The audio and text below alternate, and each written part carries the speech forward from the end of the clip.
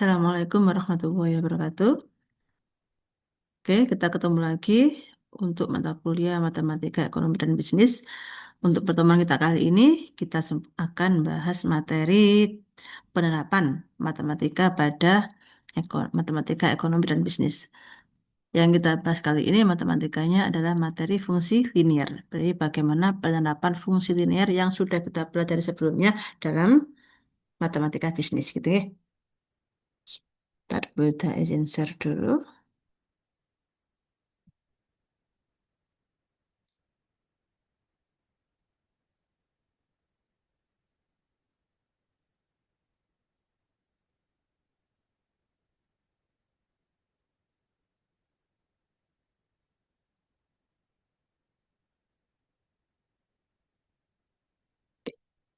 Penerapan fungsi linear dalam teori ekonomi mikro. Ya, kita bahas ini ekonomi mikro dulu ya. Oke, matematika, ekonomi, dan bisnis itu sangat erat kaitannya dengan beberapa konsep-konsep matematika. Untuk apa? Di antaranya untuk menganalisis dan menjelaskan fenomena ekonomi. Dan salah satu konsep dasar yang sangat penting itu adalah fungsi linear. Nah, dalam teori ekonomi mikro, fungsi linear ini digunakan sebagai model sederhana untuk menggambarkan hubungan antar variabel ekonomi, seperti harga dan jumlah barang, kemudian tingkat produksi dan biaya, serta pendapatan dan output. Untuk kalian yang mahasiswa ekonomi dan bisnis, pemahaman fungsi linear sangat penting karena menjadi dasar untuk mempelajari model ekonomi yang lebih kompleks seperti fungsi nonlinear, elastisitas, dan optimasi. Kemarin kita sudah belajar apa? Gradien itu ya, kemiringannya bagaimana. Kemudian kita belajar bagaimana diketahui suatu fungsi, kemudian ada variabel variabel yang diberikan. Berarti kita bisa mencari nilai nilai apa variabel yang terikatnya. Itu ya. Kemarin sudah kita pelajari. Nah, ini sekarang kita penerapannya dalam ekonomi itu bagaimana sih gitu. Yang pertama, nah ini yang kita pelajari kemarin ya. Konsep dasar fungsi linear. Kemarin kita belajar Y sama dengan AX plus B. Kalau kemarin Fruta Y sama dengan MX plus C sama aja ya. Berarti di sini sebagai gradiennya adalah A-nya. Ya, gradien atau M atau kemiringan atau ada yang bilang slope gitu ya. X-nya variabel bebas, Y-nya variabel terikat. Dalam konteks ekonomi mikro, gradien memiliki makna ekonomi yang sangat penting karena menunjukkan sensitivitas satu variabel terhadap variabel lainnya. Jadi makanya kemarin sering banyak soal tentukan gradiennya ya. Itu karena memang sangat mempengaruhi bagaimana kenaikan, penurunannya dari fungsi tersebut. Oke, penerapan fungsi linear yang pertama adalah pada fungsi atau teori permintaan ya. Fungsi permintaan linear. Karena yang kita bahas linear, maka fungsi permintaan yang linear. Nanti ada lagi yang lebih kompleks, tapi yang kita bahas kali ini yang linear dulu. Fungsi permintaan linear umumnya ditulis seperti ini. QD sama dengan A min BP, di mana QD itu adalah jumlah barang yang diminta, D itu demand ya, permintaan. Kemudian P itu price, harga barangnya. A itu permintaan maksimum saat harga nol. Dan B sebagai koefisien kemiringannya. Di sini B itu sebagai gradiennya, kalau kita lihat ya. Nah, bentuk ini bisa kita tahu seperti ini. QD sama dengan A min BP. Ini kan kalau kita ubah, BP sama dengan apa? A min QD ya. Nah, sehingga P saja itu sama dengan A per B min 1 per B QD. Ini kalau kita ubah, tinggal diubah pindah ruas ya. Nah, maka diperoleh seperti ini. P itu price, harga. Sedangkan Q itu permintaan. Nah, kalau kita gambarkan hubungan antara Q dan P-nya, maka bentuk grafiknya akan seperti ini.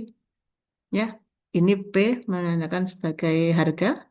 Kalau ini sumbu yang horizontal.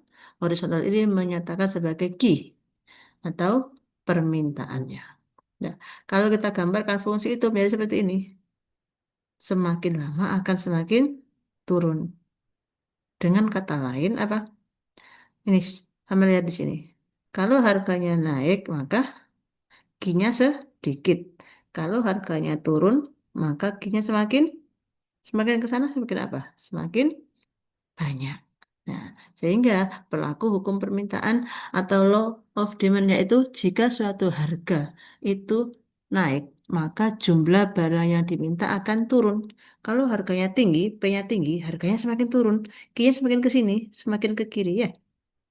Namun, jika harga itu turun, ini harganya turun, maka permintaan akan semakin besar. Nah, maka jumlah barang yang akan permintaan akan meningkat. Maka digambarkan seperti ini. Kalau kita lihat, maka ini kemiringan semakin lama kan semakin turun ya. Nah, maka kemiringannya negatif. Hubungan negatif antara harga dan jumlah permintaan mencerminkan hukum permintaan. Jadi hubungannya negatif. Kenapa? Karena semakin tingginya harga, maka penurunan maka apa?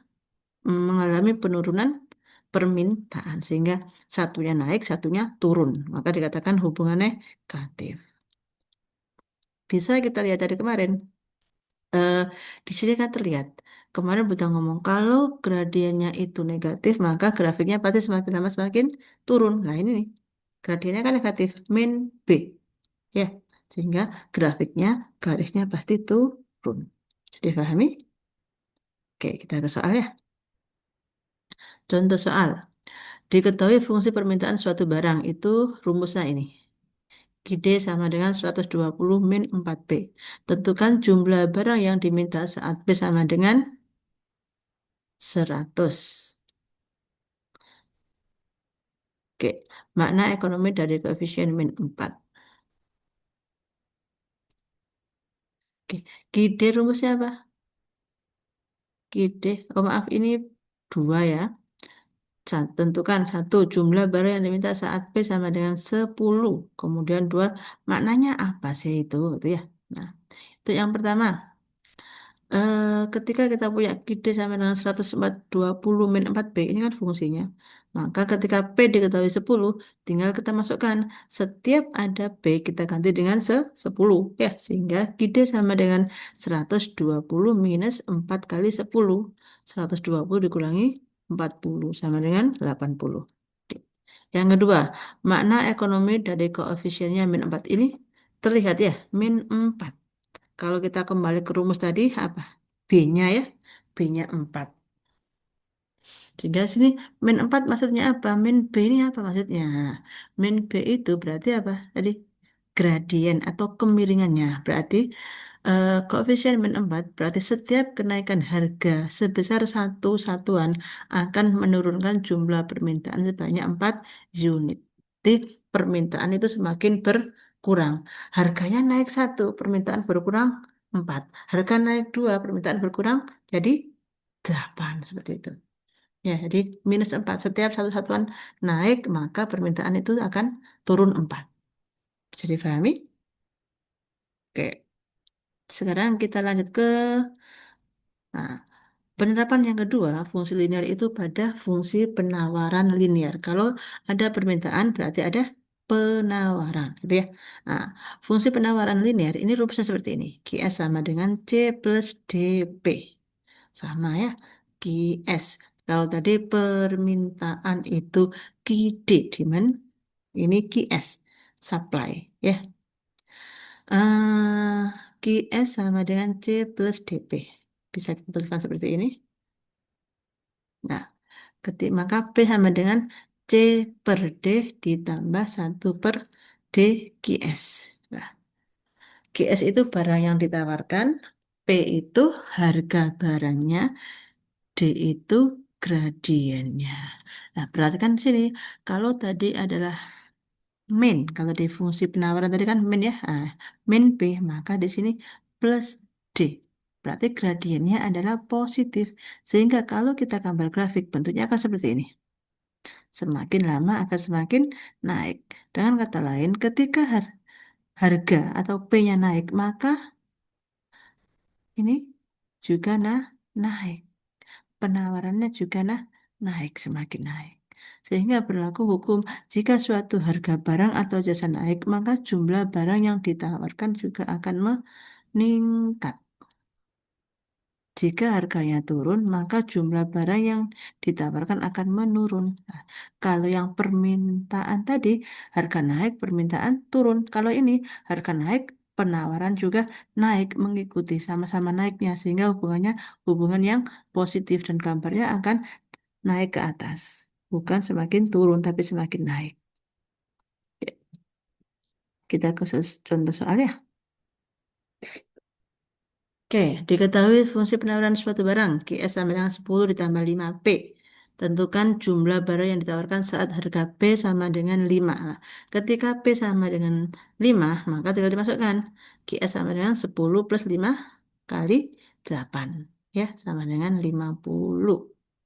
10 ditambah 40. Ya, ingat, jangan lupa aturan per urutan pengerjaan, ya harus dikalikan dulu baru dijumlahkan, jangan dijumlahkan terus dikalikan, ya ikuti aturannya yang pernah dipublikasikan dulu.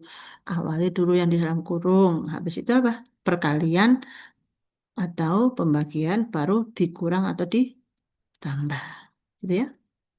Nah, ketika kita punya ini, maka pada harga 8 satuan, produsen bersedia menawarkan 50 unit barang. Dan kalau harganya itu 8, maka kita bisa menawarkan 50 unit barang. Ketika harganya semakin tinggi, barangnya yang akan ditawarkan juga semakin naik. Oke, sekarang keseimbangan pasar atau market equilibrium. Ini kemarin sudah dibahas beberapa kelompok ya, ada yang bahas masalah fungsi penawaran, fungsi permintaan, sama keseimbangan. Kemarin sudah ada yang bahas. Kita cuma mengulang sedikit lagi ya. Keseimbangan pasar terjadi ketika jumlah yang diminta sama dengan jumlah barang yang ditawarkan. Sehingga QD, key demand atau permintaan, sama dengan QS, key supply, penawaran. Nah, kalau kita gambar, akan seperti ini. Ini yang permintaan. Jadi permintaan semakin lama semakin turun. Ini yang penawaran semakin lama semakin naik. Nah, ketemunya di sini ini namanya equilibrium price atau harga keseimbangan atau keseimbangan pasar, di mana titik potong antara fungsi permintaan dan fungsi penawaran. Gitu ya. Ya, ketemunya di sini. Oh, berarti harganya sakmene dan barangnya tersedia segini. Q itu kuantiti ya, banyaknya.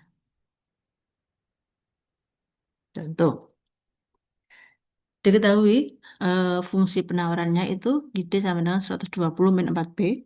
Kemudian fungsi, oh maaf, Q, Q itu fungsi permintaannya 120 min 4B. Kemudian QS atau fungsi penawaran 20 plus 2B. Maka tentukan harga dan jumlah keseimbangan pasar. Maka kita samakan. Oh, berarti QD sama dengan QS. Kemudian kita masukkan, oke, dia tadi apa? 120 min 4P. QS-nya apa? 20 plus 2P. Kita operasikan. Sehingga diperoleh P-nya itu apa? 16,67. Maka harga keseimbangan pasar, P itu harga ya. Maka harga keseimbangan pasar adalah 16,67. Untuk mengetahui berapa kuantitas barangnya, maka harus kita substitusi. Kemana? Boleh ke fungsi penawaran, boleh ke fungsi permintaan. Kalau di sini dicontohkan ke fungsi permintaan, boleh kedua-duanya dan harus sama, ya. Oke. Di sini Q 120 min 4P, maka P-nya kita ganti dengan yang kita hitung tadi. Tadi kita peroleh P-nya 16,67, ya. Nah, akhirnya 120 dikurangi 4 kali 16,67, hasilnya adalah 53,32 unit. Maka jika harga keseimbangan itu 16,67 dan jumlah keseimbangan sekitar 53 unit. Bu, kenapa nggak pakai koma? Karena barangnya banyaknya. Banyaknya kan nggak pakai, mungkin pakai koma ya, di sekitar 53 unit. Boleh juga dijawab sekitar 54. Karena kalau di sini harga boleh pakai koma, tapi kalau kuantitas kan bukan, nggak mungkin pakai koma ya. Ada 1,2 baju ya, nggak mungkin ya, maka komanya dihilangkan. Sekitar 53 unit gitu ya.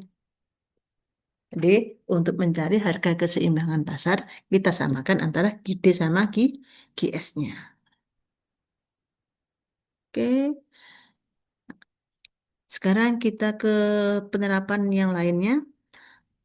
Fungsi linear juga diterapkan pada teori biaya produksi. Misal saya punya fungsi biaya total linear dinyatakan sebagai ini. C Q sama dengan A kali Q ditambah B. Di mana A itu adalah biaya variabel per unit, B biaya tetap. Contoh,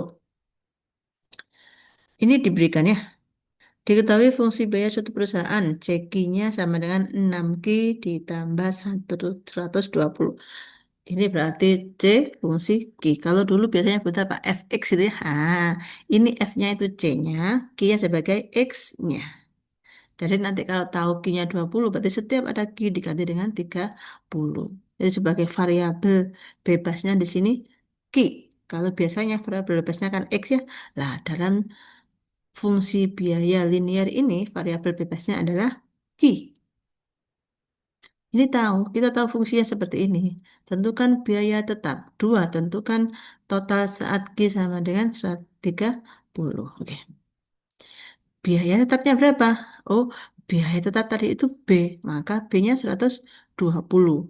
Kemudian eh, biaya totalnya berapa saat Q sama dengan 30?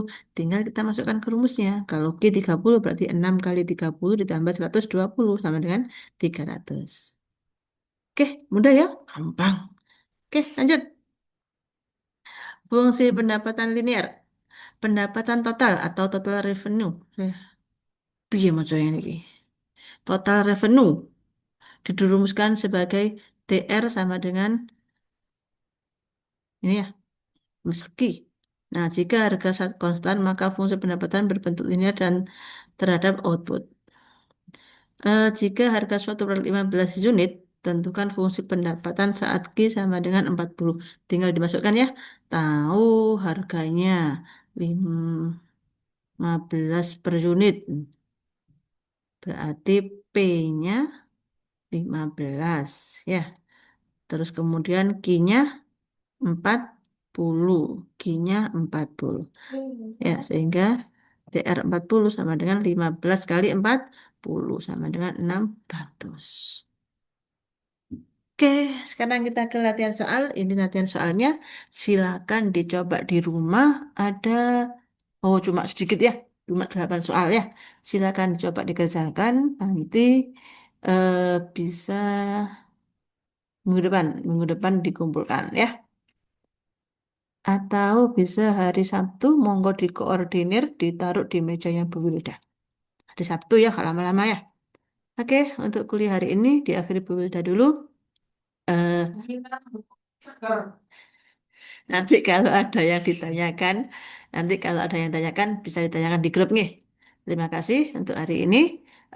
Sekali lagi, komunikasi bisa kita lanjutkan di grup. Silakan disimak dulu penjelasan ini, kemudian kita bisa diskusi di grup, kemudian silakan dicoba latihan soalnya. Ada 8 soal, monggo diskusi mengerjakannya nggak apa-apa, yang penting paham. Ya, minggu depan Bu Ita tunjuk untuk menjelaskan satu-satu ke depan, gitu ke? Oke, terima kasih Bu Ita akhiri. Assalamualaikum warahmatullahi wabarakatuh. Udah, aku mau presentasi, presentasi, proses, ya itu sendiri.